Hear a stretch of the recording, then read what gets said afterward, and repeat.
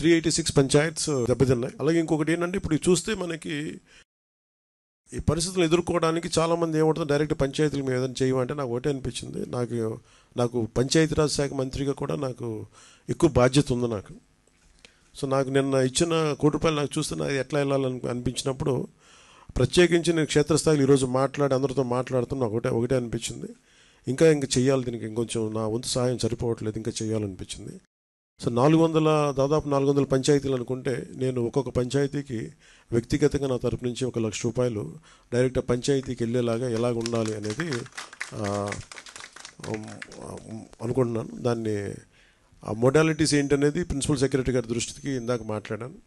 ఇది డైరెక్ట్గా పంచాయతీలకు వెళ్ళాలి. మన ₹10,000 ₹25,000 ఎలాగా డైరెక్ట్ పంచాయతీ నిధుల్లో పడ్డాయో అలాగే ఈ ₹1,00,000 కూడా ఇది ఎంత సహాయం అవుతుందో తెలియదు, కానీ కనీసం ఆ పారిశుద్ధ్య పనుల కన్నా పనిచేస్తే ప్రభుత్వం మీద కొంచెం భారం తగ్గుద్ది.